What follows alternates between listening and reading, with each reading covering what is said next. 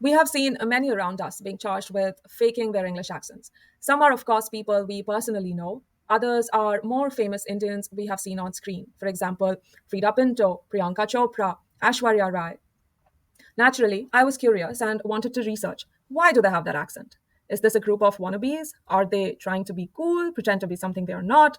I made a video on what I found. Let me know what you think. I'll call you tomorrow for your feedback. Number one is influence. Accents are influenced by a variety of factors, such as where you were raised, the languages spoken at home or by your teachers and friends, the TV shows you watch, the places you travel to, and so on.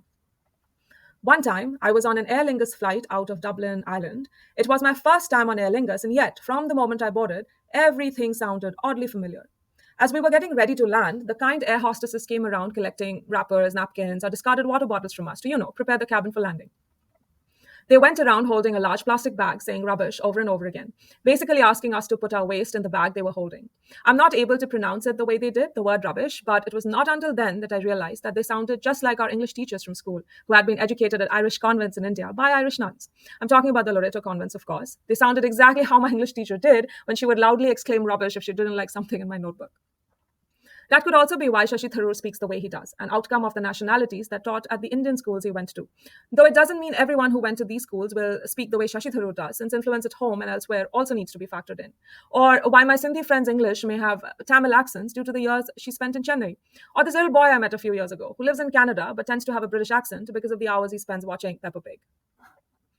In 2018, linguistic scientists found that people living in Antarctica are developing a new accent influenced by the linguistic heritage of the 26 individuals within the group who live together at the Rothera research station. While accents can take generations before being noticeable to the untrained ear, some changes are more immediately noticeable.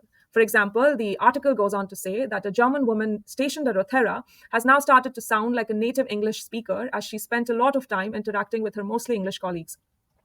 In another example, an individual whose native language is Welsh developed a Liverpudlian or Scouse accent by the end of his time in Antarctica. This is similar to how Indians who may have spent some time in, say, New York may start to sound different from Indians living in, say, Kolkata.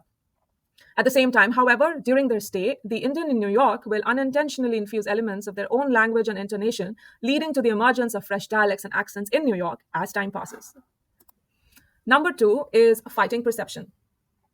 Margaret Thatcher, Britain's first female prime minister and arguably one of the world's most famous women, is said to have switched from her native Lincolnshire accent to a posher one, the BBC English, also known as Received Pronunciation or RP English. Numerous studies have found that those who speak RP English are routinely perceived to be intelligent, competent, and sophisticated. Switching to RP English is thought to have helped Margaret Thatcher retain her power throughout her time as Prime Minister between 1979 and 1990. Even to this day, in many countries, unfortunately, cause for such actions, which is switching from a native accent to a different one, persist since linguistic profiling is still a thing.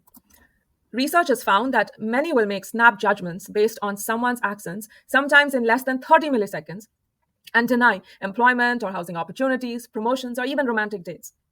The reasons are mainly to do with factors one can't help: socioeconomic status of the region the accent is from, perceived race, religion, and so on. Sometimes these perceptions can be positive, at other times they can be negative. An example that comes to mind, and we have seen this in our extended family, is how someone who speaks Calcasian Bengali, which is Bengali spoken in Calcutta, will ridicule someone who speaks a more regional Bengali dialect because of how quote-unquote unsophisticated or quote-unquote unrefined they sound. Another more global example would be German accents, which are often perceived to be markers of competence and intelligence due to the number of brilliant scientists Germany has produced, including Einstein. At the same time, some may make negative associations due to World War II.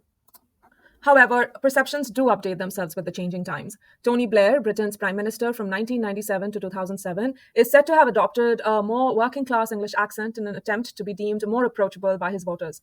Another example that comes to mind is modern-day Quebecois French, spoken in Western Canada, which interestingly is similar to 17th and 18th century French spoken in Parisian courts, including possibly by the French monarch Louis XIV.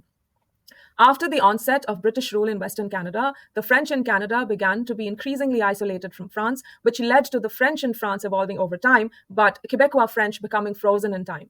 Speakers of French often ridicule Quebecois French, which is probably influenced by how they perceive Quebec and how informed they are about Quebecois French's history. Number three is authenticity. She's just being her authentic self. We have seen instances of friends we grew up with in Assam and the other seven sister states being accused of faking their accents. Why is that? India is a big bunch of different stuff, including 122 major languages and about 1,600 other languages belonging to several different language families, such as Austroasiatic, Sino-Tibetan, Thai-Kadai, and the more commonly known Dravidian and Indo-Aryan language families. India also speaks a number of isolates, which are languages that have not been found to convincingly belong to any language family, such as Puroic, a language isolate spoken in parts of Arunachal Pradesh and Tibet. Another example is the language isolate Nihali, spoken in parts of Madhya Pradesh and Maharashtra. I did try to read a bunch of texts on linguistics to understand how this diversity may influence the way we speak, but quickly realized I'm no linguist and shouldn't pretend to be one. So I looked up if these different language families have varying phonology, phonetics, sociolinguistics, and historical linguistics. The answer was a resounding yes to all of them.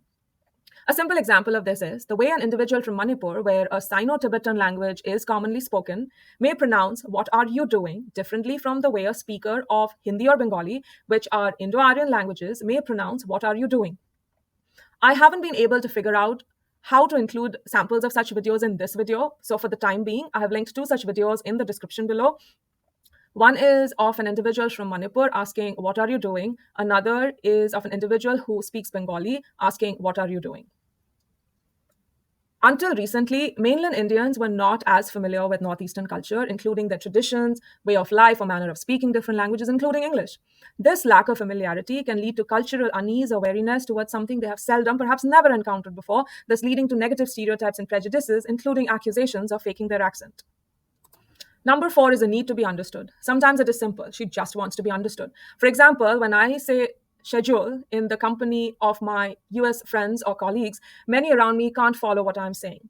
I can choose to keep repeating myself till they understand or simply say schedule so that we can move on.